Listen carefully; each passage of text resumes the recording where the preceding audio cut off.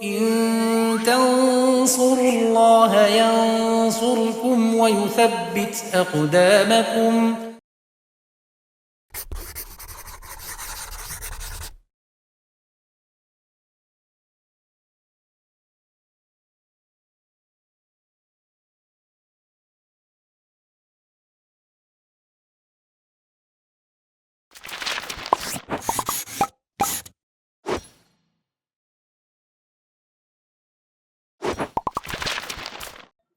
Bismillahirrahmanirrahim. Alhamdulillah wassalatu wassalamu ala Rasulillah wa ala alihi wa sahbihi wa man tabi'ahum bisanin ila yaumiddin, amma ba'd. Pemirsa Yubit Edu rahimani wa rahimakumullah. Si bersama kitab Al-Muqaddimah Al-Hadramiyah dalam bahasan fikih salat Jumat, yaitu khususnya hal-hal yang disunahkan atau yang dimakruhkan dalam hal pelaksanaan salat Jumat, yang berkaitan dengan pelaksanaan salat Jumat. Kita lihat apa yang disampaikan musannif rahimahullah taala. Al-Alamah Abdullah bin Abdurrahman Fafadil mengatakan, dan wa iksar wa ad-du'a, itu iksar ad-du'a fi yaumiha, memperbanyak doa. Ini juga termasuk kesunahan di hari Jumat.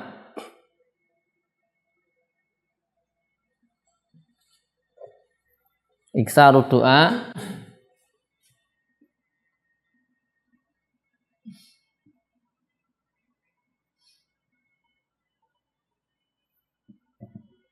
fi yaumil Jum'ah, memperbanyak doa. Termasuk kesunahan adalah memperbanyak doa di hari Jumat.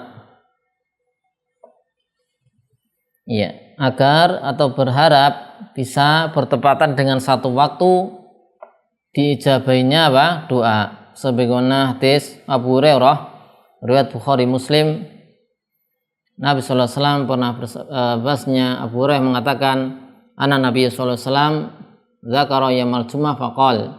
Nabi sallallahu alaihi wasallam menyebutkan hari Jumat dan beliau bersabda, fiha sa'atun la yuwafiquha 'abdun muslimun wa huwa qa'imun yusolli yas'alullaha ta'ala syai'an illa a'tahu iyyahu.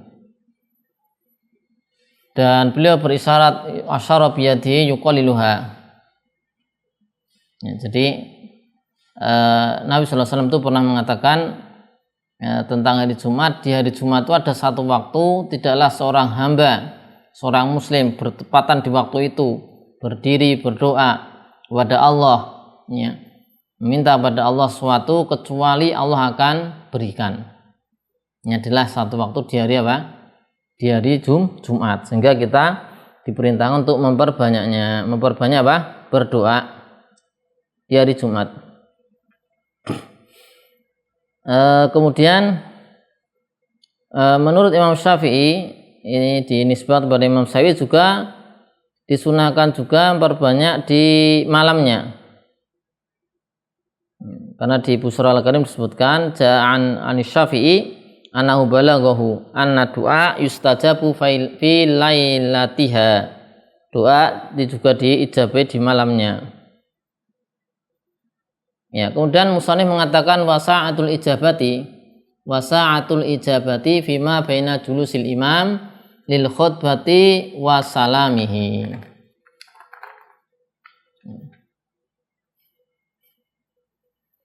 Ya, jadi sa'ah ijabah, yaitu waktu diijabahnya doa di hari Jumat, adalah fima antara duduknya imam lil khutbah, untuk khutbah, dan salamnya. Ya, jadi memanjang dalam rentang waktu itu. Ini salah satu, ya, ada riwayat lain, keterangan lain. Ya, dari Abi Burdah ibn Abi Musa al-Asy'ari radhiyallahu anhu, qala li Abdullah bin Umar radhiyallahu anhuma, asami'ta abaka yuhaditsu an Rasulullah sallallahu alaihi wasallam fi sa'ni sa'atil Jum'ah. Apakah engkau mendengar dari bapakmu, ya, dari ayahmu, menceritakan tentang dari Rasulullah sallallahu alaihi wasallam tentang waktu di hari Jum'ah? Qultu na'am. Ya, Ibnu Umar menjawab, iya. Sami'tuhu yaqul, aku mendengar ayahku mengatakan, sami'tu Rasulullah sallallahu alaihi wasallam yaqul, aku mendengar Rasulullah SAW mengatakan, hiya ma baina an yajlisal imam ila an tuqda as-shalah. Ya, yaitu di antara imam duduk untuk khutbah itu, ya, sampai diselesaikan sholat, sampai salam. Ya, sehingga itu masuk waktu mustajabnya itu berarti saat antara khutbah sampai apa? Sholat, sampai selesai sholat. Dan di surah Al-Karim disebutkan, walaysa min syarti du'ai at-talaffudzu bihi. Bukan merupakan syarat doa itu dilafatkan. Ya. Jadi maksudnya begini, ketika khatib berkhutbah, maka kita diperintahkan untuk tidak bicara, ya, untuk fokus, ya, untuk apa? Fokus, insot, diam, mendengarkan khutbah. Sedangkan kalau menurut hadis ini, ya, waktu ijabahnya itu sejak imam khatib duduk untuk khutbah itu di mimbar sampai sholat. Berarti saat khutbah pun masuk dalam kategori rangkaian atau rentang waktu diijabahi doa. Nah, bagaimana kita berdoanya? Di sini disebutkan berdoa di dalam hati tidak harus dilafatkan, ya. Tidaklah merupakan syarat doa harus dilafatkan. Bal ihdaruhu, tapi dihadirkan dalam hati, ya. Bal ihdaruhu fi qalbi kafin. Jadi dihadirkan dalam hati sudah mencukupi, fala yunafi al-inshatil khutbah, sehingga tidak menafikan diam ketika khutbah. Jadi maksudnya ketika saat khutbah itu kita boleh-boleh saja hati kita menghadirkan satu doa, satu permintaan pada Allah Subhanahu wa taala tanpa dilafatkan, tapi harus kita hadirkan, ya. Bukan di masa itu kita hadirkan di dalam hati meminta pada Allah Subhanahu wa taala. Jadi waktu ijabah. Maka di surah Al-Karim disebutkan waktu ijabah bagi orang yang di masjid, ya, di masjid pelaksanaan sholat Jumat, yaitu antara duduknya imam atau khatib ketika khutbah dan salam. Nah, seperti itu, sehingga saat itu bisa dia berdoa di dalam hati, menghadirkan di dalam hati.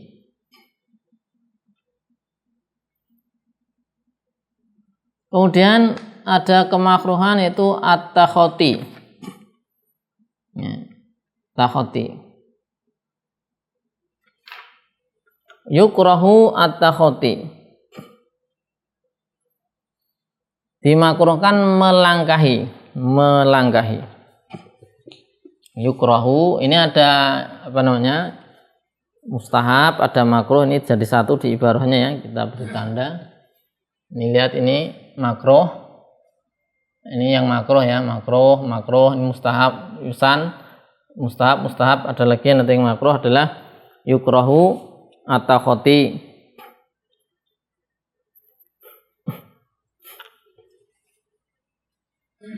Yukrah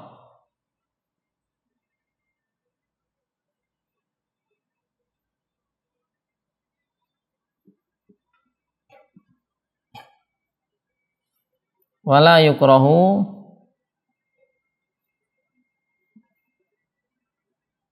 lil imam.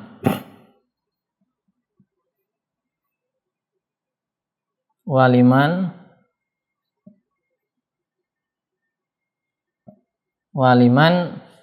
baina yadai furjatun.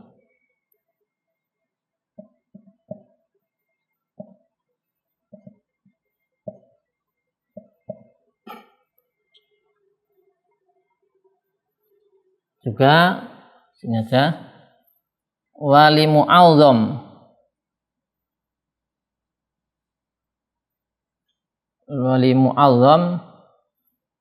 idza alifa maudian.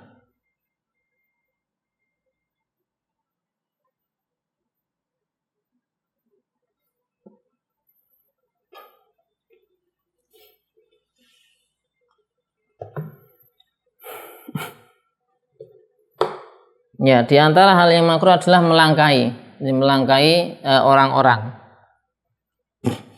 Meskipun bukan di tempat sholat, ya, bukan di tempat sholat. Ini hukumnya makruh, bahkan sebagian pendapat mengatakan haram. Ya. Ibnu Hajar mengatakan ini adalah yang terpilih haram dari sisi dalil, karena ada hadis-hadis yang sahih menunjukkan keharamannya. Ya, di antaranya an Abdullah bin Amr bin al-As radhiyallahu anhuma an Nabi sallallahu alaihi wasallam annahu qala man iktasala yaumal jumu'ah wa masa min tibi imra'atihi in kana laha wa labisa min salihi thiyabihi summa lam yatakhatta, ya, summa lam yatakhatta riqaban nas wa lam yalhu 'indal mau'izah kanat kafaratan lima bainahuma wa man lagha wa tahatta riqaban nas kanat lahu zuhron. Hadis riwayat Tirmidzi, ya. Ya, ini hadis yang cukup menjadi dalil bahwasanya itu perkara yang berat melangkai orang-orang. Ya, di sini disebutkan Nabi sallallahu alaihi wasallam bersabda, barang siapa mandi dari Jumat dan memakai wangian istrinya jika ada, dan memakai baju yang baik, ya, baju yang baik yang dia miliki, baju yang bagus, kemudian tidak melangkai leher-leher, pundak-pundak orang-orang. Walam yalhu, tidak melakukan perbuatan sia-sia, sibuk dengan sesuatu, ya, berbicara ataupun yang lainnya, indal mau'izah, ketika mau'izah khutbah, maka kanat kafaratan lima bainahuma, maka itu menjadi kafarah, ya, di antara keduanya. Barang siapa lagho, ya, berbicara atau melakukan kesibukan memalingkan dari khutbah, watahatta, dan melangkai riqaban nas, ya, pundak-pundak atau leher-leher manusia, kanat lahu zuhron, maka sholat Jumat jadi sholat zuhur, ya, tidak dapat keutamaan sholat Jumat. Ya, nah, ini kan berat, ya, seperti itu. Dan hadis Mu'ad ibn Anas al-Juhani radhiyallahu anhu qala Rasulullah sallallahu alaihi wasallam man tahatta riqaban nas yaumil jumu'ah ittakhadha disran ila jahannam. Wah, ini berat kalau ini. Ya, barang siapa melangkai leher-leher budak-budak manusia, ya, di hari Jumat, maka dia itu seolah-olah membuat satu jembatan menuju jahanam. Dan hadis-hadis yang lainnya, ya. Nah, di sini di Busra Al-Karim disebutkan, ya, meskipun makruh ini takhoti, meskipun tidak mengangkat kakinya di atas pundak. Jadi meskipun langkahnya tidak sampai tinggi gini, ya, sampai pundak ini, pundak sampai ke pundaknya, meskipun tidak sampai itu, tidak melebihi pundak, tetap hukumnya makruh. Hukumnya makruh.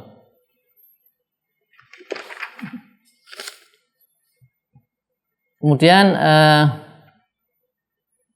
di antara hal yang perlu diperhatikan juga, ada tambahan faedah di Al-Hadiyah Al-Marudiyah, yaitu makruh juga iksar, yaitu mendahulukan orang lain untuk mendapatkan shaf pertama atau yang dekat dengan imam, dan hal-hal yang sifatnya qurbah, ibadah pendekatan pada Allah SWT.